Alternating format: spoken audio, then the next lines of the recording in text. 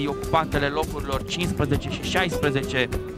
În acest moment pe aceste locuri se află Știința Bacău și Cetatea Suceava.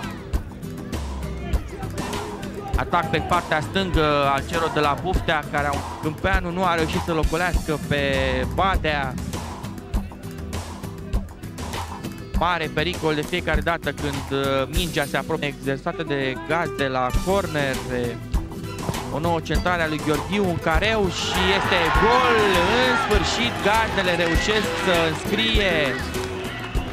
înscrie prin acest număr 8. De sfârșitul acestei prime reprize, Gazdele meritau acest gol. Era lângă Marcu și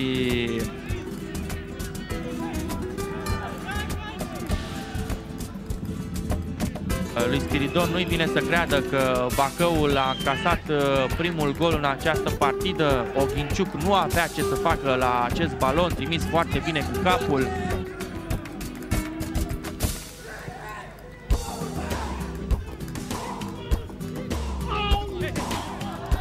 Paul Gazdele la balon. N-a fost nimic. Transport Peț.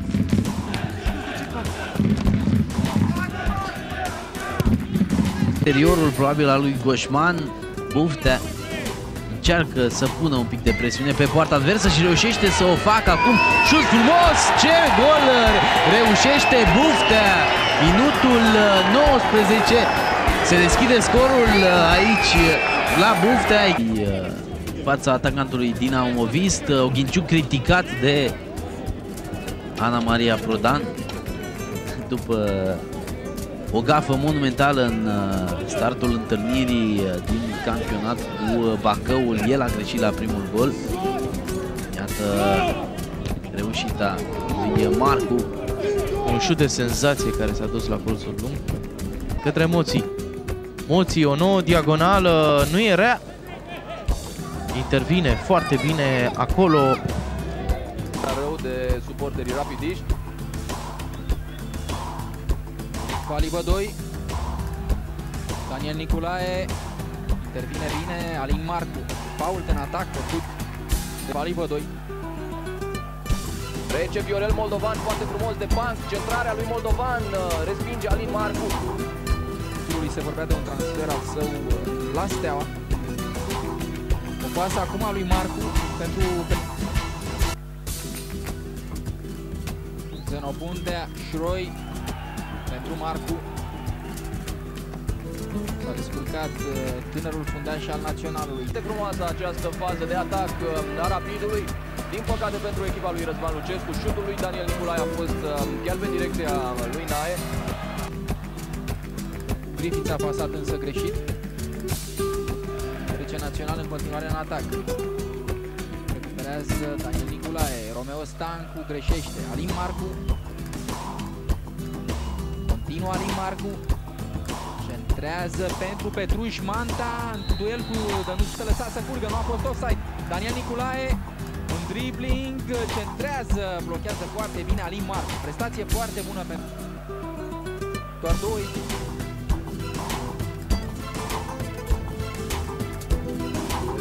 Dezamăgitoare a lui Abio Dună în această seară.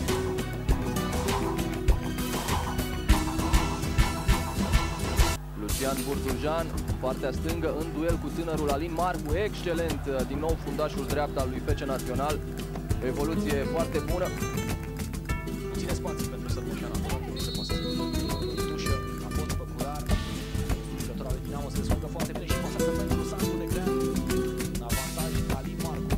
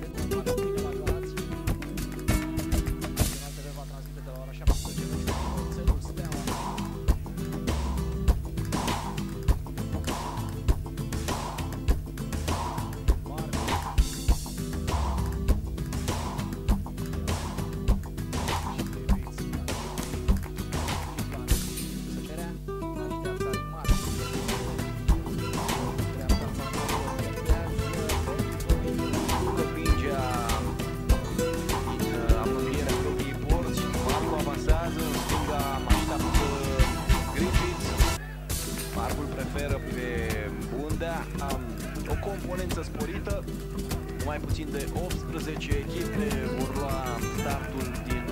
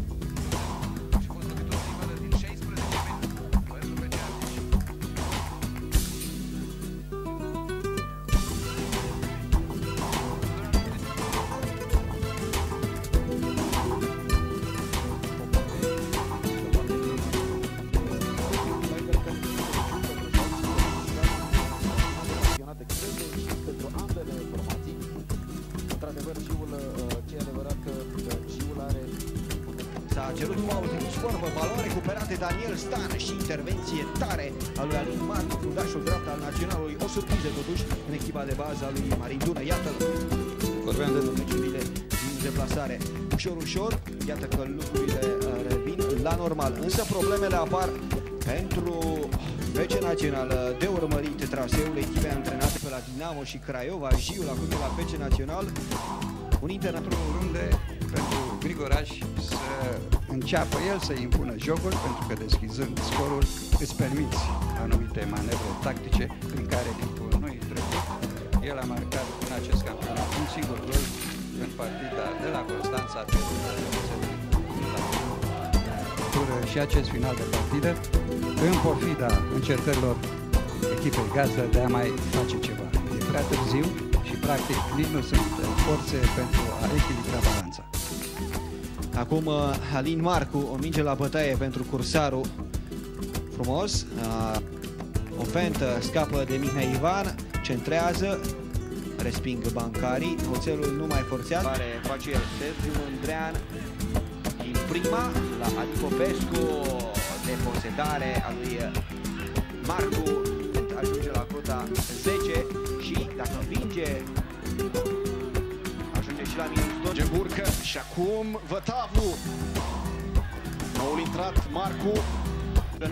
Trebuie să fie atent ca să ia deciziile cele mai bune și așa e mare scandal în arbitrajul românesc. S-a resimțit în urma acestui atac. Iordache a încercat să angajeze pe Claudiu Drăgan, dar oltenii sunt cei care încearcă să iasă pe contraatac. Mihai Dina a fost blocat pentru un moment. Universitatea Craiova se demarcă dreapta a liniei. Vine din spate Marcu, poziție bună de centrare, și așează mingea. Două fete în spate pe cea lui Dan Petrescu la Urziceni. Câștigat și Urziceniul în fața Varsluiului în această etapă. Luptă din greu, formațiile mici pentru a evita. Petrescu precis la Rose. Acolo Dina creează Marcu. Și în această repriză secundă. Stane, Panc, Licar, Mozacu, Herea, Marcu Drăgan, Rusu, Alin, Urcă și Cursarul care a intrat în locul lui Uini. Respinge Panc, Eric Licar. Și acum balonul a ajuns la Marcu. A alunecat acolo. Borbei este cu spatele, nu are cu cine combina, un șut prea puțin pentru a-l surprinde pe Bogdan Stelea. Ce simțită prezența în teren, totul n-a fost rău, undeva sus, dar Bogdan Stelea e de nebătut, ajută foarte mult experiența, știe unde să stea în poartă. Au marcat Câri și Caramarin 54, formația timișoreană. Gigel Bucur a ratat cel puțin 3 ocazii mari de a-și mai trece un gol, acele 6 reușite pentru bănățenii în acest